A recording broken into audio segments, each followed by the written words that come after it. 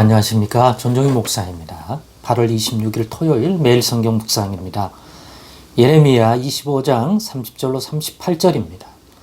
그러므로 너는 그들에게 이 모든 말로 예언하여 이르기를 여호와께서 높은 데서 포효하시고 그의 거룩한 처소에서 소리를 내시며 그의 초장을 향하여 크게 부르시고 세상 모든 주민에 대하여 포도 밟는 자 같이 흥겹게 노래하시리라. 요란한 소리가 땅끝까지 이름은 여호와께서 문 민족과 다투시며 모든 육체를 심판하시며 악인을 칼에 내어 주셨음이라. 여호와의 말씀이니라. 만군의 여호와께서 이와 같이 말씀하시니라. 보라, 재앙이 나서 나라에서 나라에 미칠 것이며 큰 바람이 땅끝에서 일어날 것이라. 그날에 여호와에게 죽임을 당한 자가 땅 이 끝에서 땅 저 끝에 미칠 것이나 그들을 위하여 애곡하는 자도 없고 시신을 거두어 주는 자도 없고 매장하여 주는 자도 없으리니 그들은 지면에서 분토가 되리로다. 너희 목자들아 외쳐 애곡하라. 너희 양떼 인도자들아 잿더미에 뒹굴라. 이는 너희가 도살당할 날과 흩음을 당할 기한이 찼음인즉 너희가 귀한 그릇이 떨어짐같이 될 것이라. 목자들은 도망할 수 없겠고 양떼 인도자들은 도주할 수 없으리로다. 목자들이 부르짖는 소리와 양떼 인도자들이 애곡하는 소리여 여호와가 그들의 초장을 황폐하게 함이로다. 평화로운 목장들이 여호와의 진노하시는 열기 앞에서 적막하게 되리라. 그가 젊은 사자같이 그 굴에서 나오셨으니 그 호통치시는 분의 분노와 그의 극렬한 진노로 말미암아 그들의 땅이 폐허가 되리로다 하시니라. 아멘.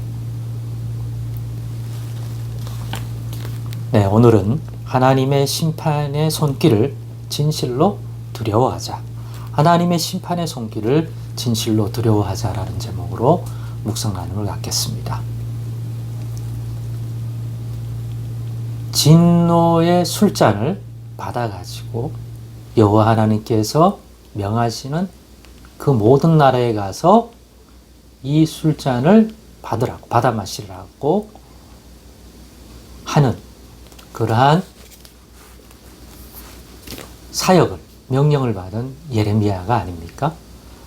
그와 관련되어 하나님께서는 이스라엘과 유다의 하나님만 아니라 모든 민족의 모든 나라의 하나님이기 때문에 이스라엘 백성을 보면서 하나님의 진노를 사는 것은 이스라엘만이 아니라 결국 우상숭배와 하나님의 의로운 뜻 안에 발견되는 그 공의와 그 정의가 흐르는 그러한 사회가 되기를 원하고 그러한 것이 이루어지기를 원하는데 그러한 모습을 보이지 않는다면 비단 유다와 예루살렘만이 아니라 하나님의 백성으로 부르신 자만이 아니라 이 땅에는 모든 나라의 사람들의 모습을 보면서도 하나님은 내 상관할 바가 아니다 라가 아니라 동일한 진노를 보이시고 그들도 주의 날에 심판하시겠다는 것이죠. 왜입니까? 이 세상을 지으신 분이 하나님이고 이 땅에 존재하는 사람들의 모습은 하나님의 형상대로 지음받은 피조물이기 때문에 즉 이 땅의 유일하신 창조주요 유일하신 참 하나님이 이스라엘의 하나님 여호와죠. 그러나 이러한 진리를 깨닫지 못한 채 살아가는 사람들은 각종 신을 자기들이 임의로 만들어내고 눈에 보이지 않는 영이신 참 하나님을 알지 못하니까 신적 존재를 자신들의 눈앞에 보이는 형상으로 만들어내려고 만질 수 있는 그러다 보니 깎아 만들고 부어 만들고 거기다가 본인들이 만들었으면서 본인들이 거기에다가 예속되고 본인들이 거기에 무릎을 꿇고 그것을 틈타 악한 영들 사탄과 마귀는 마치 여호와 하나님 말고 다른 신이 존재하는 것처럼 그들을 미혹하여 하나님의 형상대로 지은 인생들을 그렇게 일그러지게 만드는 것이죠. 그렇기 때문에 여기에 대하여 이스라엘 하나님 여호와는 동일한 진노를 보이는 거죠. 왜? 같은 하나님이니까. 하나님의 한 인생에 대하여 싫어하는 근본 이유는 똑같습니다. 물론 이스라엘 백성은 하나님을 알만한 계명과 율법과 또 하나님이 동행해 주셔서 체험하게 해주신 것이 있기 때문에 그 지식이 있는 것들이지, 하나님이 무엇을 우리 인생들에게 분노하시는 동질하단 말이에요. 불의하고 악행을 저지르고 하나님 대신에 가전 우상을 만들고 그 신이 자식들의 생사복을 주방하고 생명을 준 것처럼 그렇게 착각하고 거기다가 영광을 돌리는 것, 하나님이 매우 매우 싫어하는 행위인 것은 변함이 없는 거죠. 그렇기 때문에 거기에 대한 진노를 가장 먼저 적용하고 있는 것이 언약을 맺은 백성인 그들의 하나님이 되어지고 저들은 나의 백성이 되어 된다고 했던 그 관계성에서 적용을 먼저 하니까 이 진노의 심판도 하나님의 이름을 두신, 여호와의 이름을 두신 예루살렘부터 시작하는 거죠. 그렇다면 자기 백성도 아끼지 않고 그 죄에 대하여 이렇게 징계하시고 심판하신다면 다른 나라의 백성이면 행한 그 심판은 더더욱 그렇지 않을 것인가 라는 거죠. 그리고 그 심판이 어느 정도의 심판인지 오늘 본문을 통해서도 이어지고 있다는 거죠. 이런 내용을 보면서 한 귀로 듣고 한 귀로 들으면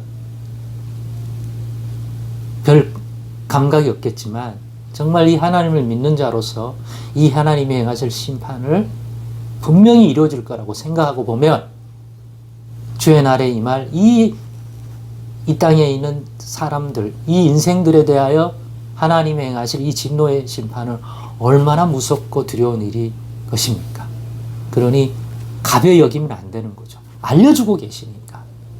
그러니 우리는 정말로 하나님을 믿는 자로서 또 주님이 우리에게 주시는 말씀이 신실하여서 그것이 구원이든지 심판이든지 어떤 유형의 약속이든지 반드시 이루어지게 하시는 하나님, 그 입의 말을 실현하지 않은 인생이 아니시기 때문에 실현하지 아니하죠. 또 말은 뱉어놓고 능력과 지혜가 없어서 못 이루시는 분이 아니죠. 우리와 그런 점에서는 다르죠. 그의 전능하심, 그의 지혜로우심을 생각할 때 반드시 이루시는 것이죠. 그렇게 생각할 때 이 심판의 말도 반드시 이루어질 것입니다. 그렇다면 우리 인생이 두려워함이 마땅하지 않겠습니까? 혹시나 이런 심판의 메시지를 내일 아닌 것처럼 가벼이 여기지 마십시다.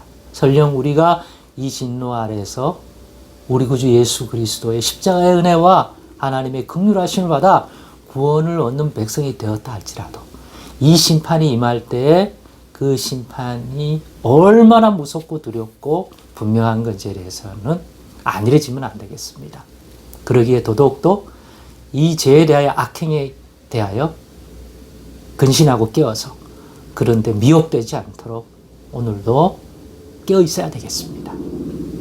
그러니 우리의 믿음은 이러한 하나님의 심판을 누구보다도 두려워할 줄 알고 가벼이 여기지 않는 모습을 나타내는 것이 우리가 하나님께 대하여 믿음을 가진 자라면, 경외하는 자라면 또한 가지고 있어야 할 내용이라고 생각합니다.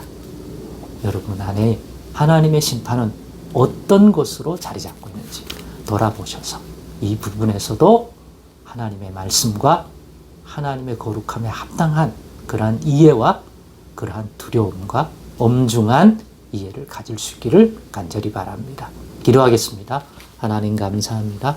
오늘의 말씀 속에서도 우리의 믿음의 내용에 좋은 것 구원만이 아니라 하나님이 행하실 이 엄중한 심판에 대해서도 합당한 마음과 두려움을 가지고 살아가는 저희들 되게 하옵소서. 예수님의 이름으로 기도드리옵나이다. 아멘.